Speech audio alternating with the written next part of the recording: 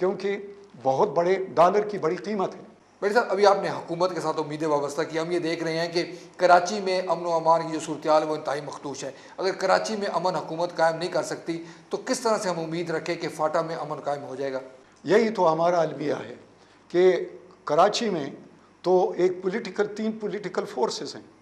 اور وہ تین پولیٹیکل فورسز کی کھینچاتانی کی وجہ سے، ان کے اپنے سیلف سنٹر انٹرسٹ کی وجہ سے، یہ کراچی، پوری کراچی جو کہ پاکستان کے اکنامک ایکٹیویٹی کا ہب ہے، وہ جل بھی رہا ہے اور وہ تڑپ بھی رہا ہے، وہ زخموں سے چور ہے۔ اور وہ زخم کون دے رہے ہیں؟ کراچی کے پولیٹیکل سٹیک ہولڈر دے رہے ہیں، اس میں کوئی شک نہیں ہے۔ ورنہ کوئی گینگ،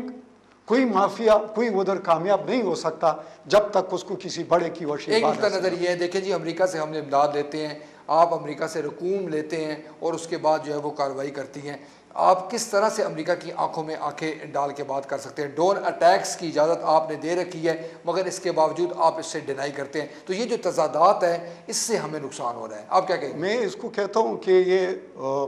دونوں مریض ہیں۔ ایک ایڈ کا مریض ہے، وہ ایڈ نہیں ڈالر والا ایڈ، اور دوسرا جو ہے وہ نشے کا مریض ہے۔ وہ نشہ کیا ہے کہ اس کے سر میں طاقت کا نشہ چڑھ چکا ہے۔ اب یہ دونوں مریض آپس میں حلیف بھی ہیں، اور دونوں مریض جو ہے اپنی اپنی دوا بھی استعمال کر رہے ہیں، کامن دوائی دونوں کھانا نہیں چاہتے، تو ظاہر ہے کہ مرض بڑھتا گئے جو دوا کی۔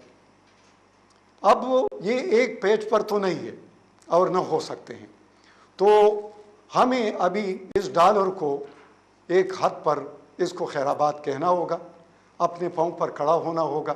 اور اگر جو چیز ہمارے انٹرسٹ میں نہیں ہے، جو کہ اب میں فیل کر رہا ہوں کہ رفتہ رفتہ یہ محسوس کر رہے ہیں، اور ان کو کہنا ہوگا کہ اس تک ہم جا سکتے ہیں، اس سے مزید ہم آگے نہیں جا سکتے۔ ہم آپ کے ساتھ جنگ نہیں کرنا چاہتے، لیکن مزید آپ کی جنگ ہم نہیں لڑ سکتے۔ ابھی آپ نے جس بات کا طرف اشارہ کیا کہ پاکستان اور امریکہ کے تعلقات میں کچھ سرد مہری آ رہی ہے اور کچھ کھینچا تانی ہو رہی ہے، ایک نقطہ نظر یہ ہے کہ ہمارے جو قومی سلامتی کے ادارے ہیں وہ امریکہ کو ٹف ٹائم دے رہے ہیں۔ ان کا یہ کہنا ہے کہ وہ اپنے قومی مفادات کا تحفظ کریں گے اور ہر قیمت پر امریکہ کی بات نہیں مانیں گے۔ آپ سمجھتے ہیں کہ یہ اطلاع درست ہے اور اس حوالے سے جو رول ادا کیا جا رہا ہے وہ انتہائی مثبت ہے؟ یقیناً اس بات میں صداقت ہے کہ ابھی وہ کھلی چھٹی نہیں ہے جو مشرف کے دور میں تھی اور اس کے بعد کچھ عرصہ رہی ہے، اس لیے کہ وہ جو انہوں نے جو چھپ کر ہم پر وار کیے ہیں اس کی وجہ سے بہت زیادہ ٹرسٹ ڈیفیسٹ آیا ہے، اور یقینی طور پر جو ان کے جو CIA ہے ان کے جو ایکٹیویٹیز تھی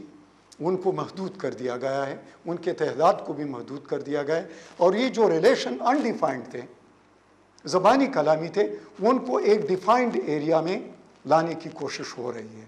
اور ان کے تعداد کو بھی ایک حد تک جو کہ وہ کر لیکن پھر بھی میں کہ ایسا کوئی قانون نہیں ہے۔ ٹھیک ہے، اسپائی ایجنسیز کام کرتے ہیں، لیکن وہ ایمبیسی میں کسی کور میں جاتے ہیں اور چند بندے ہوتے ہیں۔ اس طرح نہیں کہ آپ 87 لوگوں کو ویزا دے دے کہ آ کر یا ہمارے ملک میں جاسوسی کرے، اس طرح کے ریلیشنز نہیں ہوتے۔ تو یقیناً یہ ایک ریئلائزیشن آ چکی ہے، اور اس ریئلائزیشن کو بیس کر کے ابھی وہ بھی محسوس کرتے ہیں کہ ہمارے ریلیشن پاکستان کے ساتھ وہ نہیں رہے جو پہلے تھے، لیکن یہ ہمارے انٹرسٹ میں، میرے خیال میں یہ بلیسنگ ان ڈسگائز ہے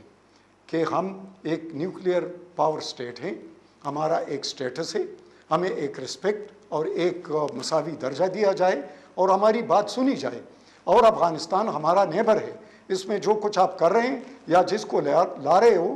اس میں ہماری مرضی شامل ہونی چاہیے، اور وہاں پر اختیار ہم فاٹا کے لوگوں کو دینا چاہتے ہیں اور افغانستان میں افغانستان کے لوگوں کو دینا چاہتے ہیں۔ آپ تو چلے جائیں گے لیکن ہم رہیں گے، اور جب آپ کہتے ہیں you can change a friend but not a neighbour آپ تبدیل نہیں کر سکتے، اور یقیناً یہ تو ہمارے ہر رشتے میں شریک ہے۔ میرے صاحب والوں یہ کہتے ہیں کہ امریکہ سپر پاور ہے، ہمیں امریکہ سے ٹکر نہیں لینی چاہیے، بلکہ ضرورت اس بات کی ہے کہ ہماری جو عسکری اور سیاسی قیادت ہے وہ متفق ہو کر تمام جو اختلافات ہیں ان کو بالائے طاق رکھتے ہوئے اس مسئلے کا کوئی حل نکالے، تو ضرور ہم اس بحران سے سرخرو ہو کر نکل سکتے ہیں۔ یقینی طور پر پاکستانی قوم میں آپ دیکھ لیں کہ قوم تو ایک طرف پر ہے، لیکن جو حکومت کی پالیسیاں ہیں یا جو لیڈرشپ ہے وہ دوسری طرف پر ہے. تو ٹھیک ہے سپر پاور ہے, ہم اس کے ساتھ ٹکر نہیں لینا چاہتے. ہم کہتے ہیں آپ نے ایک جنگ تقریباً 10 سال اس کو ہونے کو ہے اور ابھی آپ نے وڈرال بھی اناؤنس کیا ہے, تو اس خطے کو ریکنسٹرکٹ کرو. جو آپ نے $3 کروڑ صرف ڈسٹرکشن پر لگا دیے, اگر اس میں سے 10واں حصہ پاکستان اور افغانستان کے ریکنسٹرکشن پر لگا دو تو ان کے دل آپ جیت لیں گے. یہ طریقہ ہے. دوسری بات, ہمارے لوگ یہ اگر ایکسٹرنل تھریٹ ہے اور ہم نے ایک سپر پاور کے ساتھ برابری کے اصول پر تعلقات رکھنے ہیں, تو پھر پولیٹیکل لیڈرشپ اور ملٹری لیڈرشپ اور جو بھی اس کے تحت ادارے ہیں ان کو سب کو ایک سطح پر ایک نقطے پر آنا ہوگا کہ یہ ہماری پالیسی ہے اور یہ پاکستان کے انٹرسٹ کی پالیسی ہے, اس کو ہم فالو کریں گے. اور اس کے پاس آپ کے پاس جو قومی اسمبلی کا قرارداد ہے وہ موجود ہے, اس کو فالو کرو. اور اگر وہ سینٹ کی قرارداد کو مانتے ہیں تو ہم ہماری اسمبلی کے قرارداد کو وہ کیوں نہیں مانتے؟ آپ کیا سمجھتے ہیں کہ یہ جو ابھی آپ نے بات کی کہ امریکہ اس خطے سے جا رہا ہے, امریکہ اس خطے سے مکمل طور پر نکل جائے گا یا اپنی پریزنس کسی نہ کسی صورت میں رکھے گا؟ نہیں, امریکہ کا رول چینج ہو رہا ہے, جو کہ پہلے افغانستان میں ایک قسم کے فارورڈ رول تھا, کنفرنٹریشن والا رول تھا, اور اس کے بوٹ بھی موجود تھے اور اس کے جہاز بھی موجود تھے اور اس کے اسپیشل آپریشنز والے لوگ بھی موجود تھے. تو یقیناً امریکہ اکنامکلی اس جنگ کو ابھی افورڈ نہیں کر سکتا اور وہ ہوم فرنٹ پر ان کے مشکلات ہیں, تو تبھی انہوں نے یہ وڈرال اور ایک ٹائم ٹیبل دے دیا ہے. لیکن وہ مکمل طور پر ہاتھ اس علاقے سے دھونا نہیں چاہتا.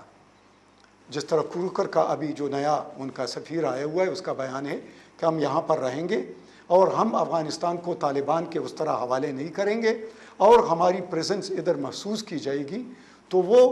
ایک فورٹریس والے جنگ میں جانا چاہتے ہیں.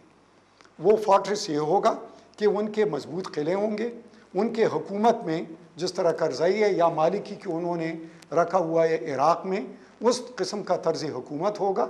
اور وہ ان کو بلائیں گے, لیکن تعداد ان کی کم ہوگی, جنگ کا خرچہ ان کا کم ہوگا اور حکومت میں ان کا سیو ہوگا اور سنٹرل ایشیا میں ان کے ایک قسم کے زیر اثر ہوگا.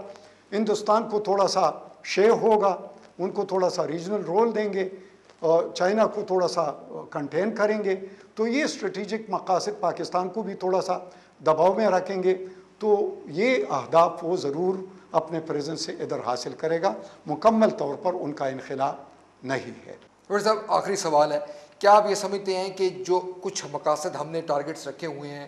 اور وہ ٹارگٹس ایسے ہیں جو اچیویبل ہیں اور ان اچیویبل ٹارگٹس کے حوالے سے ہم بہتر انداز میں آگے بڑھ رہے ہیں, یا کہ ہمارے ٹارگٹس ایسے ہیں جو کبھی ان کا حصول ممکن نہیں ہے؟ اگر خواب تھا کہ یہ ہمارا بیک یارڈ ہے یا اسٹریٹجک ایسٹ ہے یا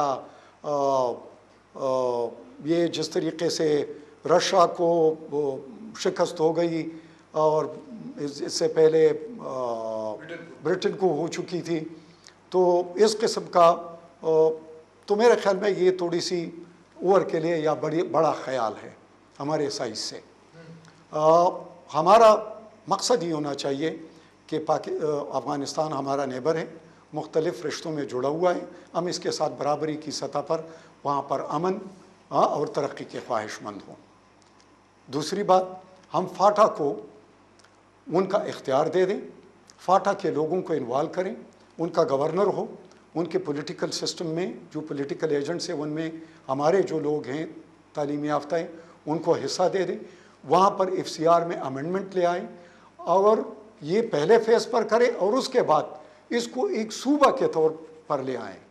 کیونکہ یقیناً یہ ایک ایسا صوبہ بن سکتا ہے جو کہ اپنے پاؤں پر کھڑا ہو سکتا ہے اور اس کے بائی امپلیکیشن خود بخود اس کی مین سٹریمنگ ہو جائے گی. یہ اپنی ترقی کی طرف پر بھی دیکھے گا میرے لیے کیا بہتر ہے, یہ پھر اپنے اسکول اور جو ہیلتھ اور جو عورتوں کو تعلیم دلانا اور ان کے بعد پھر اپنے وسائل کو